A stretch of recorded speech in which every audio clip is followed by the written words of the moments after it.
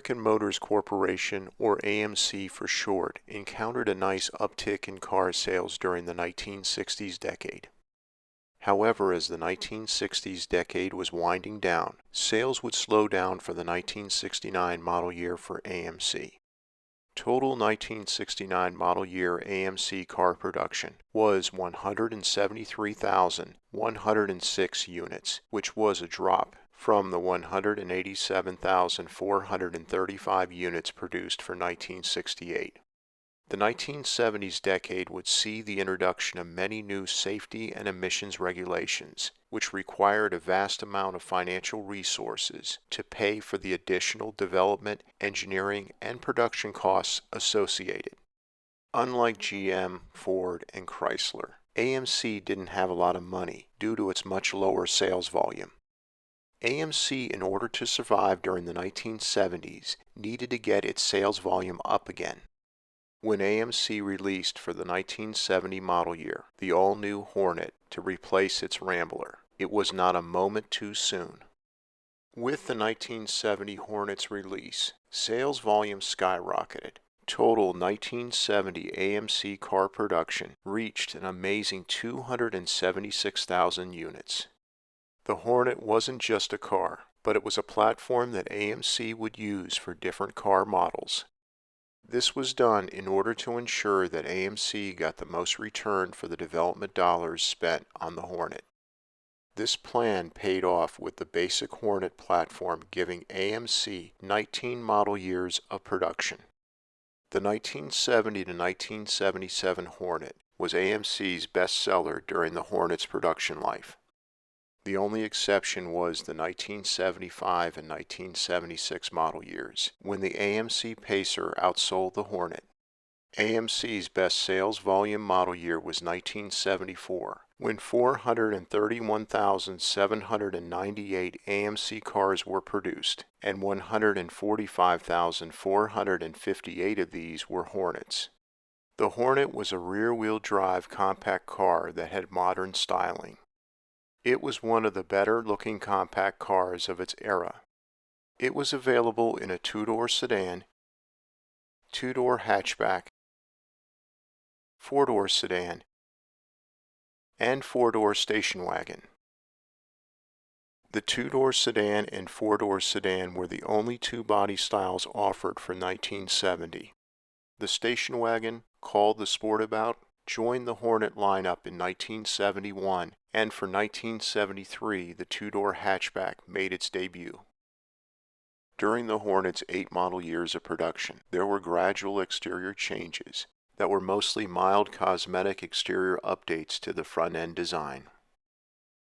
From 1970 to 1972, there was an upscale SST model available for the two-door, four-door, and Sportabout station wagon. However, the most notable Hornet model was the two-door 1971 Hornet SC360, which was a genuine muscle car. For 1977, AMC released another muscle car offering, the Hornet AMX, which had decent performance for 1977, but it paled in comparison to the legendary SC360.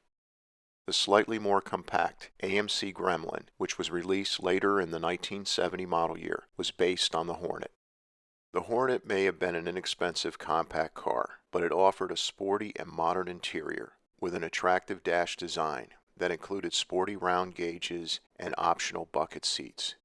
The Hornet's interior started off very Spartan in 1970, like most compact cars of its day, but gradually offered more upscale interior options during its production life.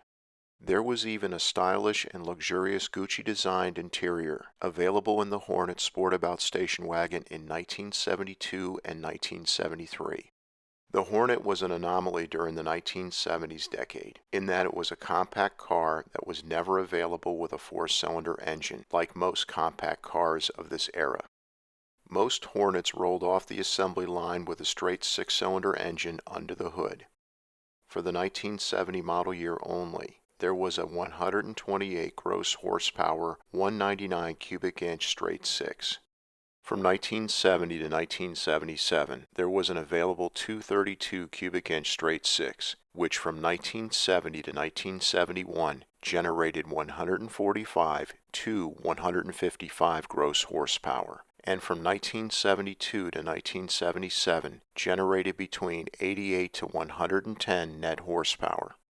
Also available from 1971 to 1977 was the 258 cubic inch straight six.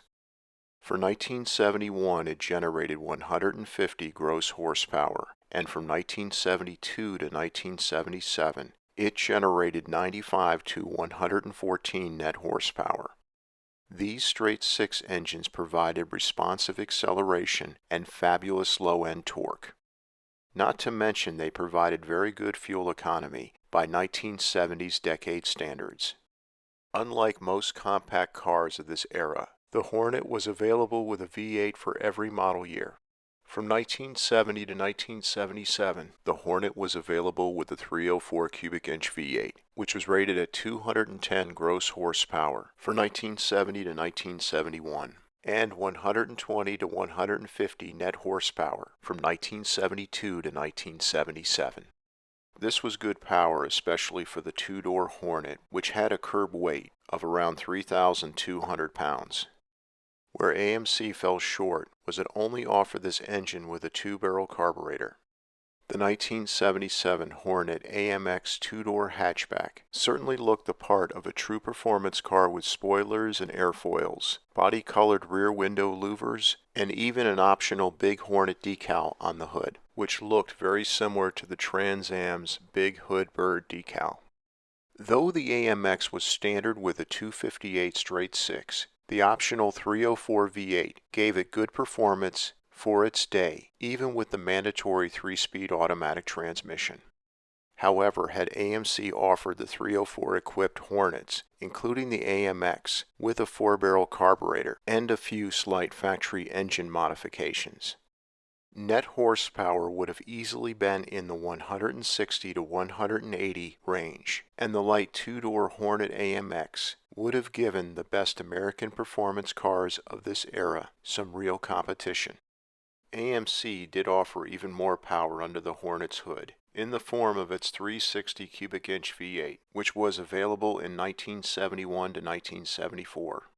From 1972 to 1974, it was equipped with a two-barrel carburetor and made a respectable 175 net horsepower, and was available with any Hornet body style.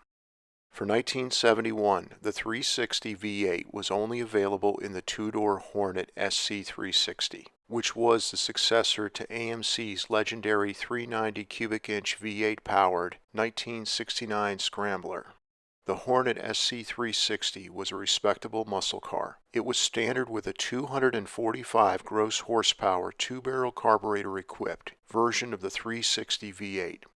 Optional was the Go package version of the 360 V8, which produced 285 gross horsepower and was standard with a ram air induction system, a 4-barrel carburetor, and a few other performance goodies. Both Hornet SC360 engines were available with a 3-speed automatic transmission or a 4-speed manual transmission. The Go Package 360 V8 allowed the SC360 to obtain 0 to 60 miles per hour in 6.7 seconds and the quarter mile in 14.9 seconds. Add to that, it was a great handling car for its day. Motor Trend magazine back in the day declared it handles like a dream. A slightly redesigned version of the Hornet, the 1978 to 1983 Concorde, and an updated two-door hatchback version of the Hornet, the 1979 to 1983 Spirit, would both replace the Hornet. The four-wheel drive 1980 to 1988 Eagle would carry the Hornet platform a little past the Chrysler Corporation buyout of AMC in 1987. If it had not been for the Hornet, AMC would have probably folded and gone out of business by the late 1970s. The Hornet and its Hornet-based successors kept AMC alive during the 1970s decade and early 1980s, which was just long enough until AMC's Jeep division began to flourish by the mid-1980s. which kept AMC alive until the Chrysler Corporation's purchase of AMC.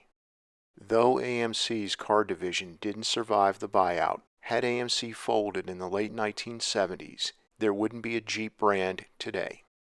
In other words, had the Hornet failed during the 1970s, Jeep would have also failed. Thank you so much for your support of this channel. Please subscribe since your support is the reason this channel is a success. And please make sure to click on the bell icon so that you never miss a new video release.